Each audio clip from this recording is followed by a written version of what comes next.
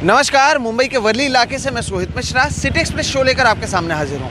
Show की हम शुरुआत करेंगे श्रीलंका की खबर के साथ, जहाँ पर दिन ब दिन हालत खराब होते जा रहे हैं। बड़ी तादाद में प्रदर्शनकारी प्रधानमंत्री रानिल विक्रमासिंघे के निजी आवास पर इकट्ठा हुए। इसके बाद भीड़ ने घर पर आग लगा दी। घर में आग लगाने के साथ ही भीड़ ने घर के अंदर जमकर तोड़फोड़ भी की। रानिल विक्रमासिंघे की गाड़ियों को भी नुकसान पहुंचाया गया है। सेना और पुलिस के जवान प्रदर्शनकारियों पर काबू पाने में नाकाम साबित हुए।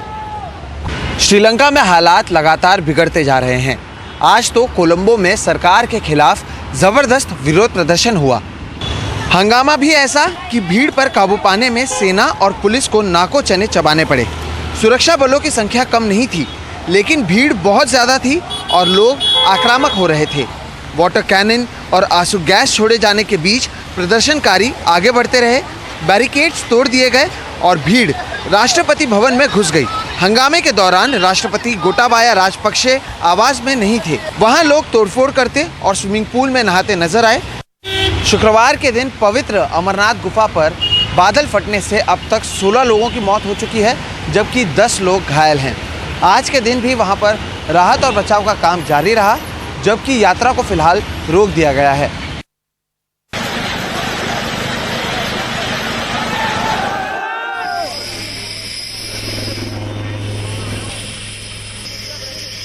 जब मैंने गुफा पर देखा तो बादल फटा, ज़्यादा से ज़्यादा 30 सेकंड का समय लगा होगा, जो कि सारे लंगर। आपने बादल फटते अपनी आंखों से देखा? आंखों से देखा। कहाँ थे उस समय पे आप? मैं गुफा के बाहर खड़ा था एंट्री पर। अच्छा। वहाँ से जब बादल फटा उसी टाइम सारा कुछ 30 सेकंड में सारा कुछ वो अपने साथ ले गया था। हाँ। उसके बाद ही 2 या 3 मिनट के बाद आर्मी वहाँ पर चली गई थी, रेस्क्यू करना शुरू कर दिया था। वहाँ से 2 डेड बॉडी मौके पर वहीं से निकले, जो हेलीकॉप्टर मेरे सामने उठा के लेके गया। मैं बिल्कुल यात्रा स्थल पे ही था, वहीं पे 1 मिनट पहले ही मैं वहाँ से हुआ हूँ इधर उधर। तो अभी मैंने देखा दुकानदार भी भाग रहा था और भी लोग भाग रहे थे। दुकानदार जिस साइड भागा मैं उसी साइड भागा। तब जाके मेरा बचाव हुआ। पीछे से आया बर्फ का झरना। शुक्रवार को पवित्र अमरनाथ गुफा पर बादल फटने की कहानी चश्मदीद श्रद्धालुओं की जुबानी। हर चश्मदीद अपने हिस्से की कहानी सुना रहा है, लेकिन सबकी कहानी में एक ही बात है। तेजी के साथ पानी आया और सब बहा ले गया, टेंट, लंगर, सब।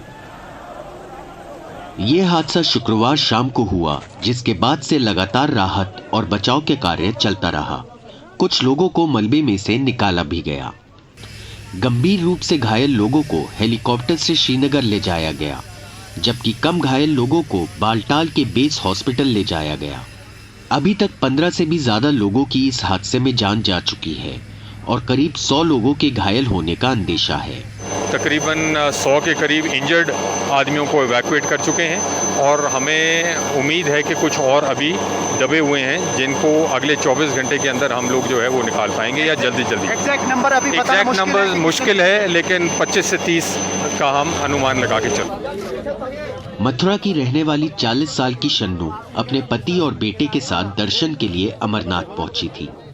शुक्रवार शाम को लंगर में थी कि इसी दौरान अचानक सैलाब आया और उसके पैरों पर गैस का सिलेंडर गिर गया और वो दब गई।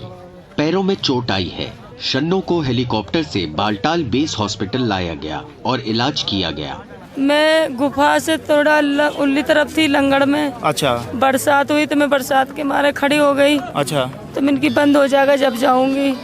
फिर सर एकदम से बाढ़ आई, सारा भंडारा वाले सब बह गए और मैं भी दब गई थी वहाँ पर, और सिलेंडर वगैरह मेरे पैरों पे गिर गए थे। सर मेरे पास पैसे भी थे, वो सब बह के चले गए। मेरे ये दूसरे कपड़े मेरे बेटे ने पहनाए। हर हादसा सवाल भी उठाता है और व्यवस्था को सुधारने का मौका भी देता है। उम्मीद है इस बात पर गंभीरता से विचार होगा कि दोबारा अगर ऐसा हो तो कैसे इससे बचा जाए। पहाड़ों में बादल फटने जैसी घटनाएं होती रहती हैं।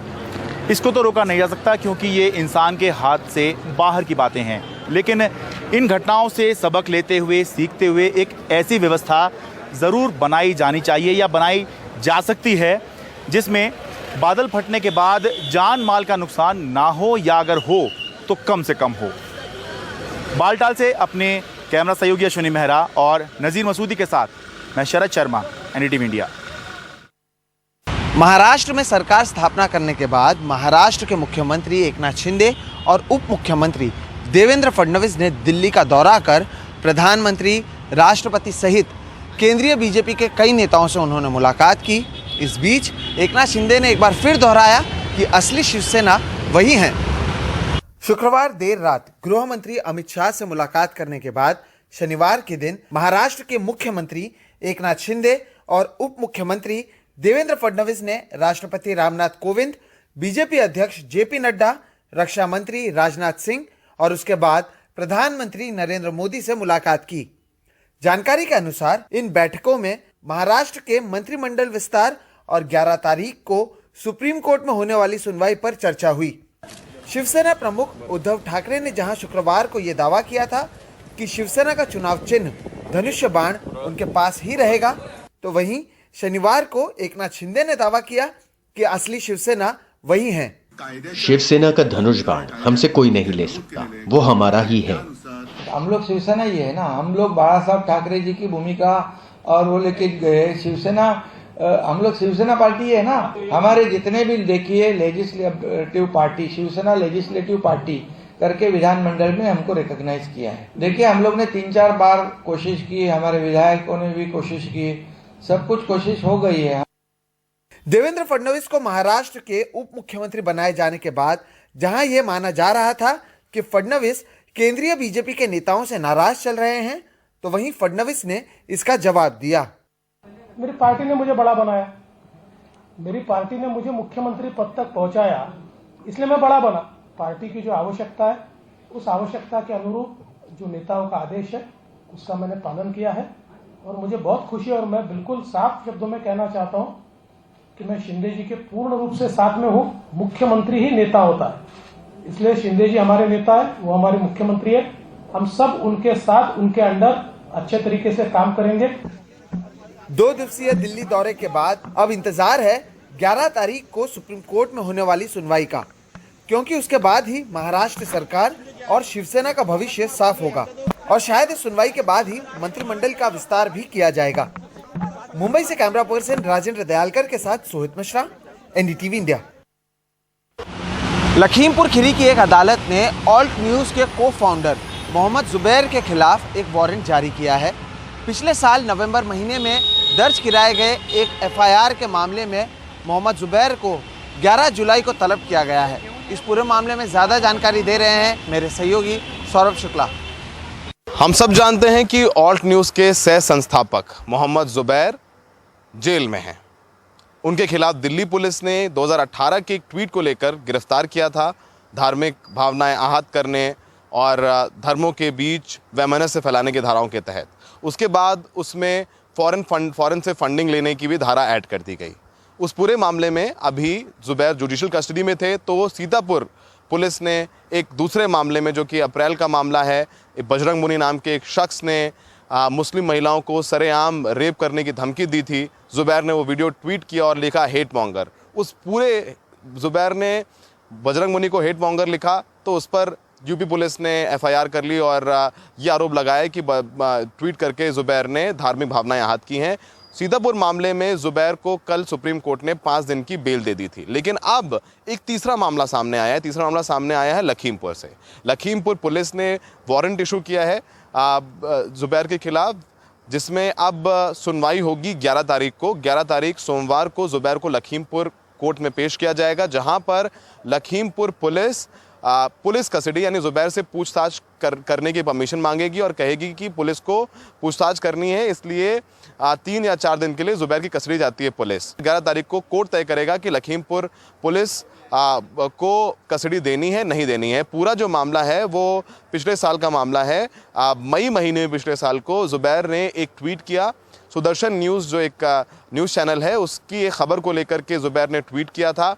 उस पर जुबैर ने फैक्ट चेक किया था। उसके बाद सुदर्शन न्यूज़ के एक रिपोर्टर ने कंप्लेन की थी लखीमपुर में, और लखीमपुर पुलिस ने सितंबर 2021 में ये मुकदमा दर्ज किया था जुबैर के खिलाफ। इसमें मुकदमा जो दर्ज किया गया है वो धारा 153A यानी वही धार्मिक भावनाएं आहत करने और दो धर्मों के बीच वैमनस्य पैदा करने की धारा है। तो अभी इस वक्त जुबैर सीतापुर जेल में है। इस पर ऑल्ट न्यूज़ ने भी एक अपना बयान जारी किया है और कहा है कि जानबूझ करके जुबैर के खिलाफ एक पूरा प्रोपेगेंडा चलाया जा रहा है, फंसाने की कोशिश की जा रही है। एक केस ख़त्म नहीं होता है, दूसरे एफआईआर में उनको अरेस्ट कर लिया जाता है या अरेस्ट करने की कोशिश की जाती है। तमाम अब दलीलें दी जा रही हैं। तो फिलहाल जुबैर सीतापुर जेल में बंद है।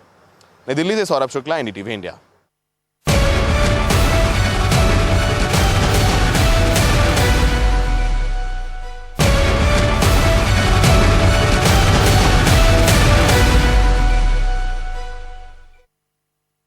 मुंबई सहित महाराष्ट्र के कई इलाकों में भारी बारिश का दौर रुक ही नहीं रहा है।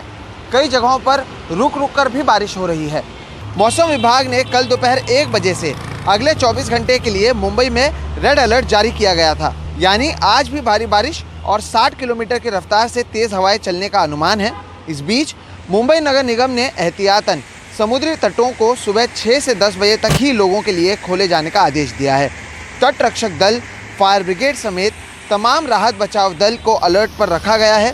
मुंबई के अलावा ठाणे, पालघर, रायगढ़, रत्नागिरी और सिंधुदुर्ग में रेड अलर्ट जारी कर भारी बारिश की चेतावनी दी गई है।